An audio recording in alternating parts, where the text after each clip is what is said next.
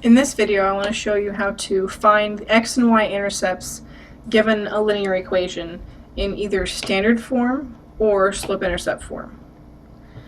So if I start with standard form, to find an x-intercept, I have to know what it means to be an x-intercept. So an x-intercept is where it crosses the x-axis. And if I'm crossing the x-axis, let's say that that's my x and y axis, and here is my imaginary line. This is my x-intercept. This one is my y-intercept. So if you notice, this is the point at which my line crosses this axis. And if you notice, when I'm on the x-axis, I am not really up or down any far on the y-axis. I'm not up 1 or 2 or down at all. I'm sitting at 0. So the x-intercept is where y is 0. So I usually like to write that it is some number, comma 0. And my y-intercept, if you notice, is sitting on that y-axis. It's not left or right. It's sitting right there in the middle. So since it's not left or right, that means that my x value isn't any number. So I'm actually sitting at 0, comma some number. So that number is the thing I'm looking for. That is what I'm trying to fill in. The format in my answer will be some number, and there will be a 0 in there. Just depends on which one I'm looking for, what spot it's in. And if I understand what that means, it's easier to find.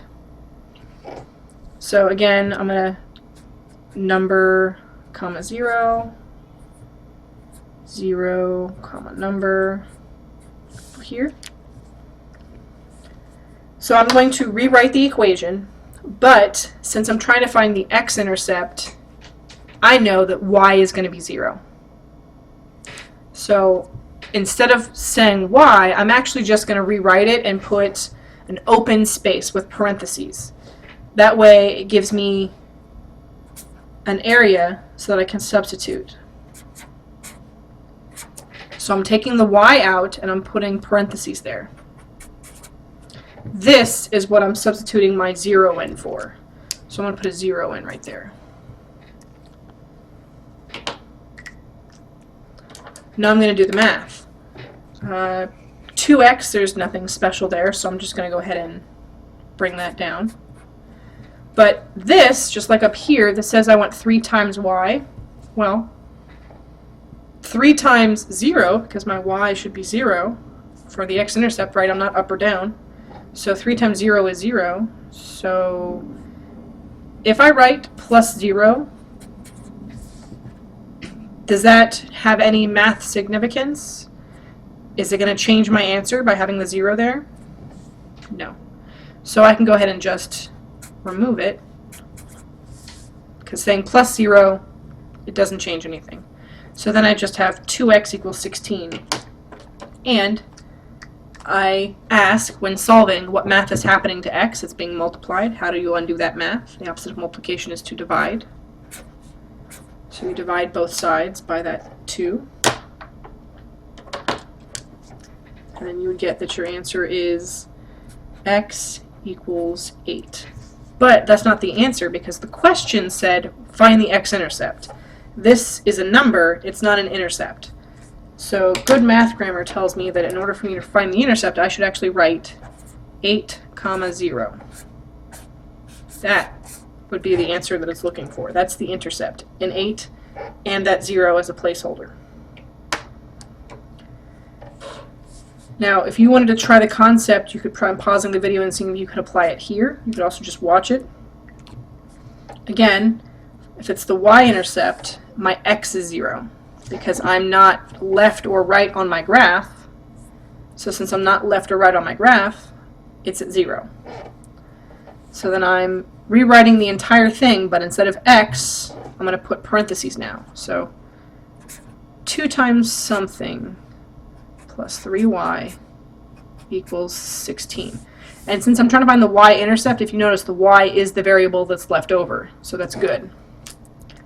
Now I'm plugging in 0 for my x. And then just like over here, I'm going to go ahead and simplify that. But I don't want to have to write the 0, because I like to say that we're lazy in math in that we don't like to do more work than we have to. Not that we don't like to work. We love solving problems. We just don't like to do more work than we have to. We like it to be efficient. So instead of having to write this line, I'm just going to skip to how I wrote this. So 2 times 0 is 0. That effectively goes away. Saying plus 0 doesn't mean anything. So then I just have 3y equals 16. What math is happening to y? It's being multiplied. So the opposite of that is to divide. Divide both sides by 3.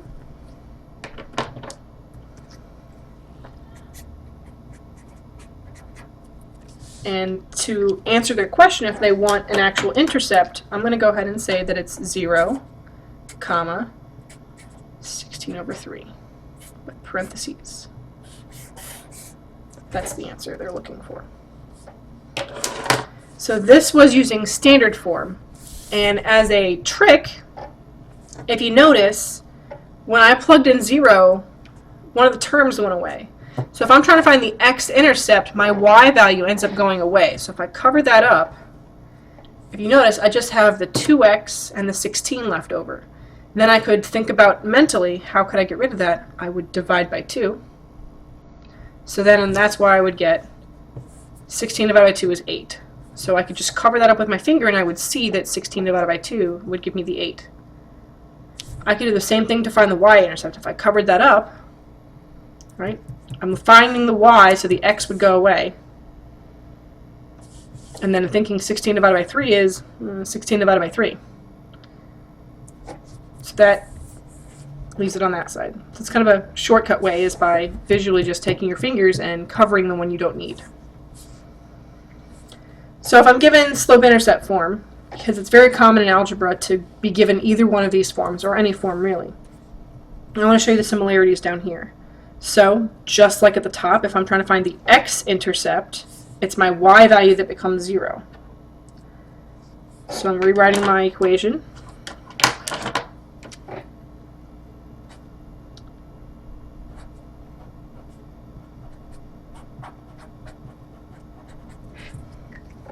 I'm going to substitute in 0 for y. So I'm not multiplying or anything, I just have a 0 sitting there. So I want to solve for x, and the math that's happening is it's being added by 3, and it's being multiplied by a 3 over 5, a negative 3 over 5. So I'm going to undo each of those steps. The opposite of adding 3 would be to subtract 3. So then I have a negative 3 is equal to negative 3 over 5x.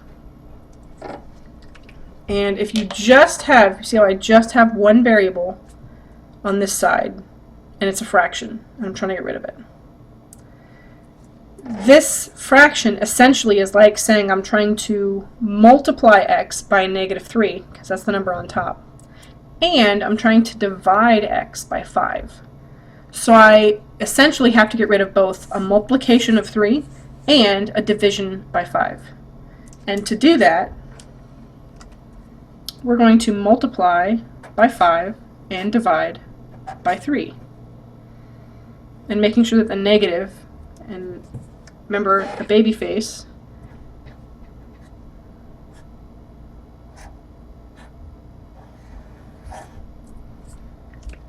pretty much if I have the same sign, if they're both negative, I end up with a positive answer. So in order for me to get a positive x here, I have to make this one negative also. And I need to do the same thing to the other side. So I need to multiply by a negative and a 5 over 3. It's like I have an imaginary 1 here, dividing by 1. That 1 is always there. Now I multiply straight across. So negative 5 and a negative 3, again, both negatives are going to be a positive answer. So I get a positive 15. 3 times 1 is 3. And then this is x all by itself. And I can reduce that. 15 divided by 3 is 5, so I get 5 is equal to x. And this is where I would ask, am I done? Have I found the x-intercept? Hopefully, you said no. We still have to put it in the coordinate form. So the coordinate form should be some number, comma 0. So I'm going to write this number, comma 0. Last but not least, might be the hardest one I wrote down. Not really. It's actually the easiest one. If it's in slope-intercept form, we're not as creative in math, so we like to name things after what they are. So this is the slope of the problem, and this is the intercept. And I say it's the intercept because just like the trick we used up top, if I were to plug a 0 in for x, that slope term would go away, leaving me just y equals 3. So this isn't just the intercept in slope-intercept, it's actually the y-intercept. So if I'm given slope-intercept form and they ask me what the y-intercept is, my answer is super easy and quick. I write 0, comma, and whatever this number is, positive or negative. Done. Hope you enjoyed. Thanks.